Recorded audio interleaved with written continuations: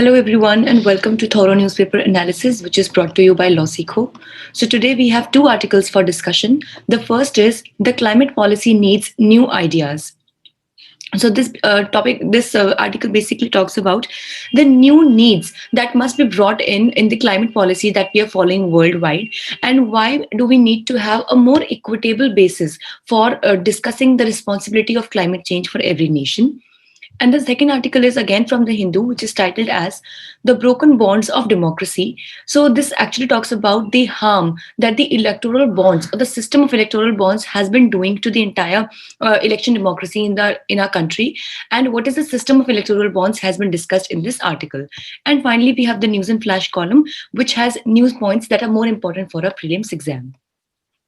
So if in case you're also preparing for judicial services examination, you can definitely have a look at the Lord of the Courses, which is the judiciary test prep course from Losico. The link to this course is available in the description box below. And from the landing page, you can also download free study material for your own preparation as well. We're also excelling into various other courses like CLAT, All India Bar Exam, SEBI, etc. And you can have a look at them too. So this is the multiple choice question from yesterday's discussion. First driverless train operations in India were initiated by Prime Minister Narendra Modi in which of the following metro? Your options are Delhi Metro, Mumbai Metro, Pune Metro, or Jaipur Metro. You can write down your answer in the comment section below. So this is the descriptive question for the day. What new policy interventions are required for climate change at national and the international level? Discuss.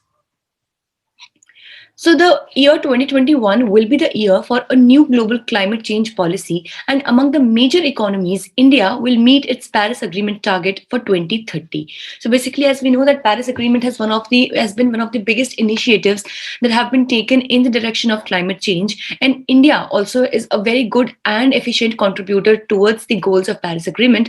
So year 2021 will be very important as we will be able to see as to how far we are able to achieve the Paris Agreement target for 2030. But the current climate policy that we are following has some kinds of lacuna that needs to be addressed, and there are some kinds of issues that are attached with it. Firstly, inequality built into climate treaty. Basically, we've almost discussed these points before, but since they're very important, we're taking them up again. So there is inequality built into climate treaty. Basically, what happens is that when we give the responsibility to various nations in order to bring down or in order to control the climate change, we do not keep in mind the capacities of those particular nations. And what we do is that we treat them at an unequal level, due to which they get suppressed. Many times they get suppressed, and the countries that contribute the largest towards the carbon emission, they do not get that much of responsibility for treating the climate change.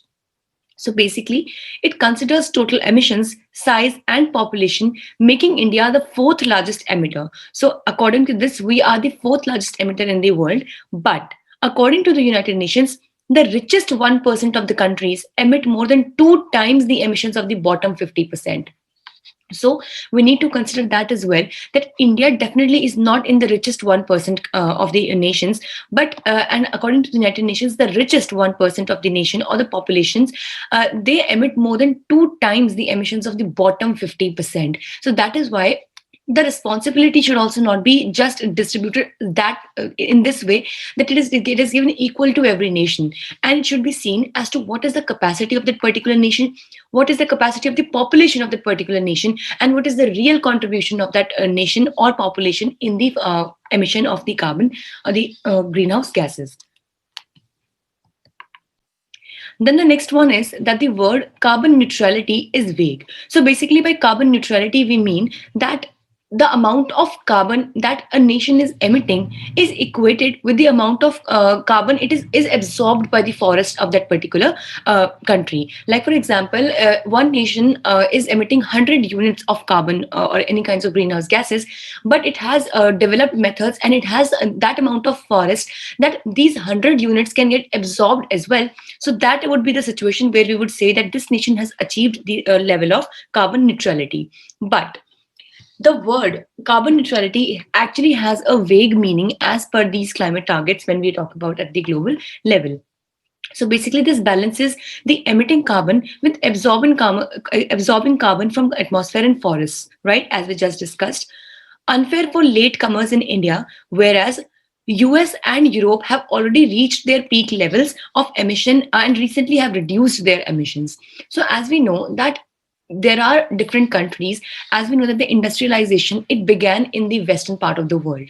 So definitely they have been using the resources of this earth from a very long time, and later countries that have now recently joined the process of industrialization and manufacturing, even India would count into it, and various other African countries and eastern part of the world, basically they have not really used up their share of resources that have been gifted to them by the earth.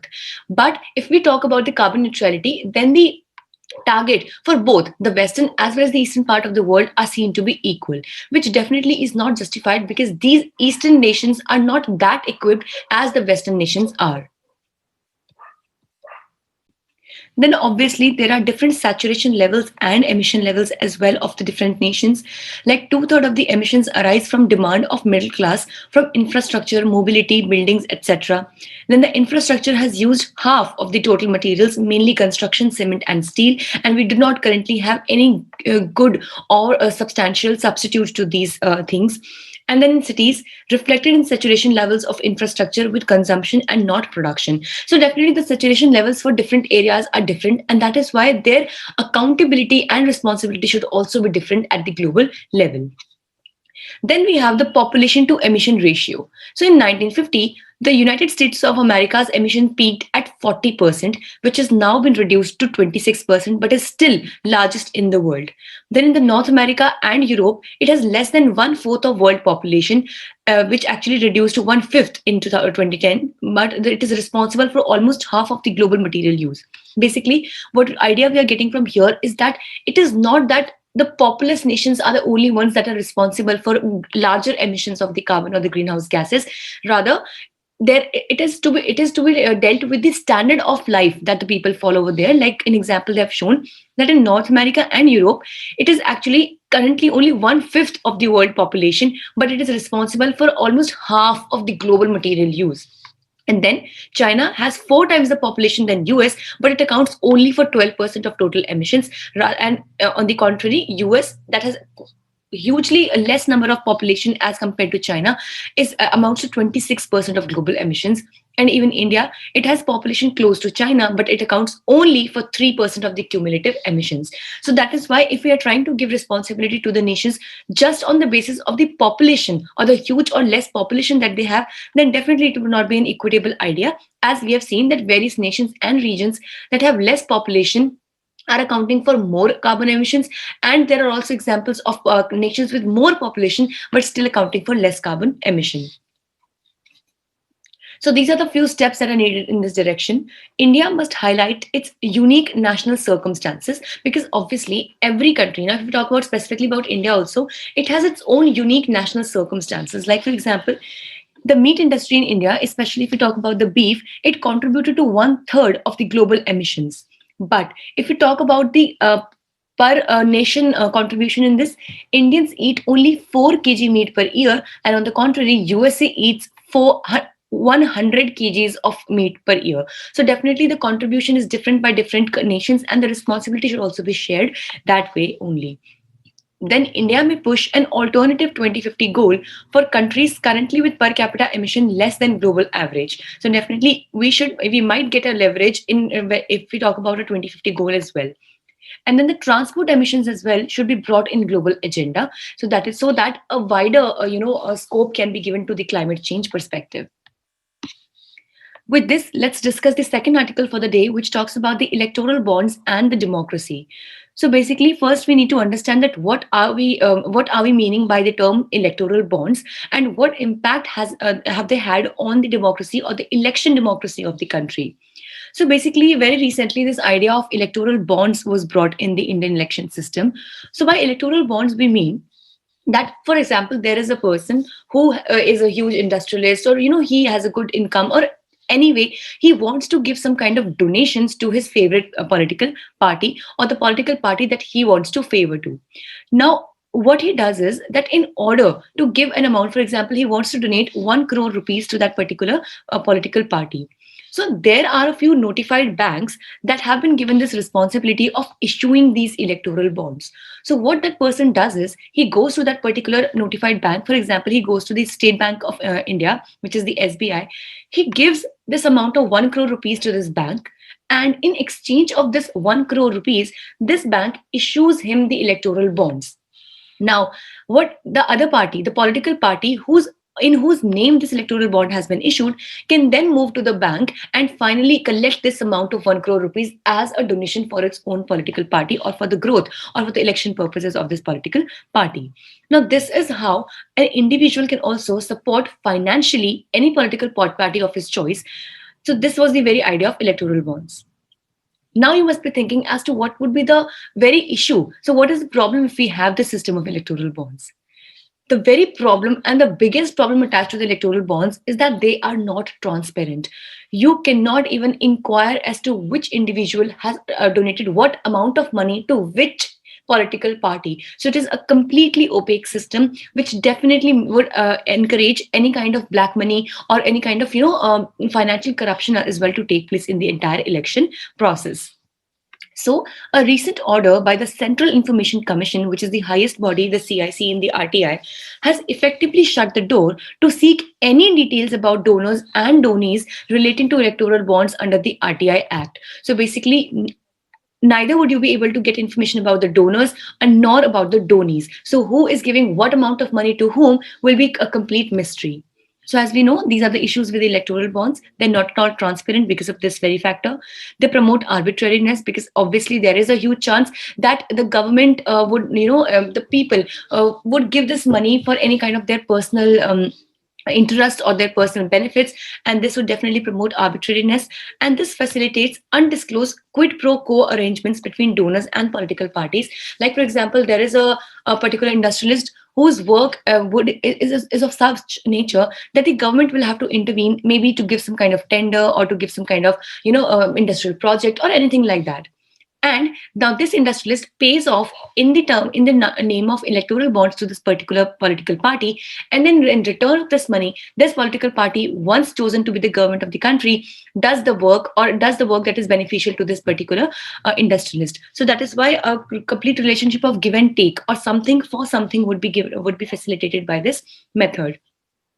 And then, in the case of PUCL versus Union of India 2013, it was held that freedom of speech and expression contains the fundamental right of a voter to secure information about the election candidates. But in here, definitely this would put a bar on this very right of the voter, because he would not be able to know as to which election candidate has been given what amount of money by whom. So that will definitely put a blanket on this information. So in this case, the Chief Election Commission has relied on two grounds to not furnish information about electoral bonds.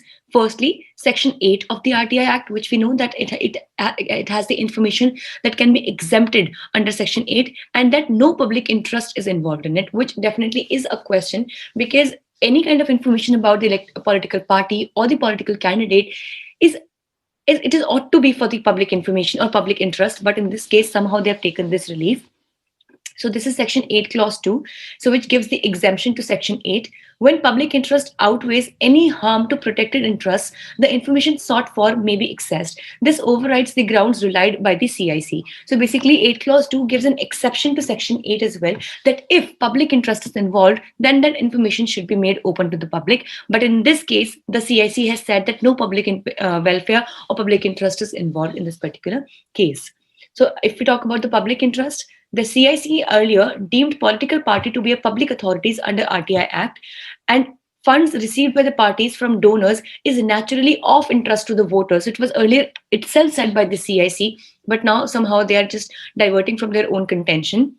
And the public scrutiny of political parties and candidates is an essential part of free and fair elections. So free and fair elections is a very important part, also part of our basic structure. And that is why any information about the political party or the candidate is an essential information for free and fair elections, which definitely are not being furnished due to the electoral bonds in India.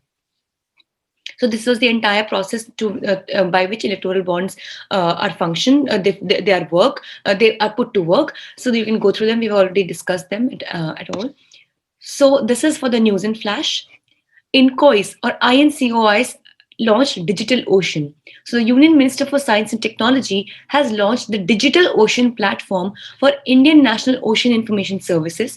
Basically, it will be a one-stop solution for all the data which is related to the needs of a wide range of users, like for the research institutes, operational agencies, strategic users, academic community, maritime industry, and public.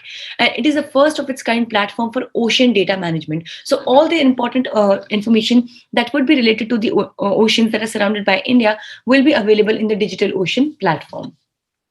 So this was all for today. Thank you so much. And if in case you want to download the PDF of today's slides, you can join our Telegram group. The link to this group is available in the description box below. You can also visit our website for any other information. Thank you so much.